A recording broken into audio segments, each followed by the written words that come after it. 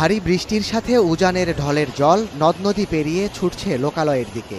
নতুন করে পানি বাড়ায় দুর্ভোগের সাথে বাড়ছে আশ্রয়কেন্দ্রে ঠাঁই নেয়া মানুষের সংখ্যা। পার্শ্ববর্তী জেলাগুলোর তুলনায় কিছুটা ভালো অবস্থায় ছিল উত্তর পূর্বাঞ্চলের জেলা লক্ষ্মীপুর। রাতভর ভারী বর্ষণ ও উজান থেকে নেমে আসা ঢলে জেলার বন্যা পরিস্থিতির চরম অবনতি হয়েছে।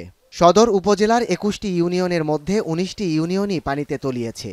জেলার প্রায় ৯ লাখ মানুষ পানিবন্দী অবস্থায় দিন পার করছেন।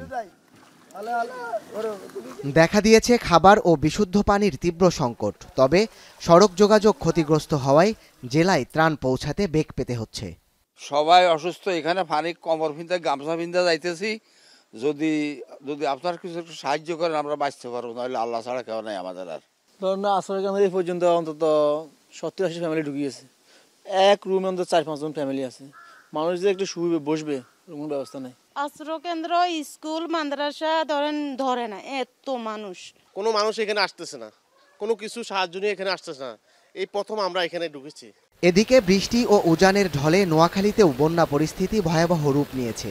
ভারী বর্ষণ ও ঢলে নতুন করে জেলায় পানি বেড়েছে ১ থেকে ১.৫ ফুট। চাপ সামলাতে না পেরে সকাল ১০টার দিকে কোম্পানিগঞ্জের মুসাপুর রেগুলেটর ভেঙে যায়।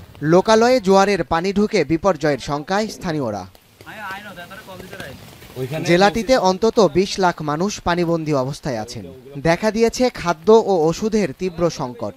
এছাড়া কুমিল্লা নোয়াখালী মহাসড়কের বিভিন্ন স্থানে পানি বাড়ায় যে কোনো সময় যোগাযোগ বিচ্ছিন্নের শঙ্কা তৈরি হয়েছে। নোয়াখালীর মুছাপুরের ভেঙে যাওয়া রেগুলেটর পরিদর্শন করে স্বরাষ্ট্র উপদেষ্টা জানান, দ্রুতই দুর্গত এলাকায় ত্রাণ পৌঁছানো হবে। রিলিফের কোনো অভাব হবে না, ঔষধেরও কোনো অভাব হবে না। আপনারা কারেক্টলি বলছেন যে অনেক জায়গায় যেতে খুব অসুবিধা হচ্ছে। আপনারা সাহায্য সহযোগিতা করবেন, অবশ্যই সব জায়গায় এটা পৌঁছে যাবে। হয়তো সাময়িক একটু অসুবিধা হচ্ছে, বাট এই অসুবিধাটা খুব একটা বেশি সময় থাকবে না। আর আপনারা যদি জনগণ যদি সব সাহায্য সহযোগিতা করে, অ্যাডমিনিস্ট্রেশন সব জায়গায় পৌঁছে যেতে পারবে। কুমিল্লায় বন্যার ভয়াবহতা আরও বাড়ছে। গোমতীর বাঁধ ভেঙে প্লাবিত হচ্ছে নতুন নতুন এলাকা। তলিয়ে গেছে ব্রাহ্মণপাড়া দেবিদ্বার উপজেলার গ্রামের পর গ্রাম। জেলা প্রশাসনের তথ্যমতে ১৪টি উপজেলা প্লাবিত হয়ে প্রায় ১৩ লাখ মানুষ পানিবন্দী। দেখা দিয়েছে খাদ্য, বিশুদ্ধ পানি, ওষুধের তীব্র সংকট। বহুত মানুষ মশমারা গেলাম, পুরোটা ইচ্ছা পুরো মশমারা, দুইটা ঝিলে তো পানি চলে। আরো মানুষ ৪-৫ দিন লাগবে যদি নদীর পানি কমে, আর কি আন্ডালটায় পানি থাকবে। খাওয়ার সবকিছুর কষ্ট হইতেছে না, আমাদের ঘর বাড়ি তল হয়ে যাচ্ছে, কখনো থাকুন কখনো কি করুন। আমাদের পর্যাপ্ত পরিমাণে এখানে খাবার আছে, কিন্তু আমাদের পর্যাপ্ত পরিমাণে রেস্কিউ করার মতো বোট এবং স্পিড বোট নাই।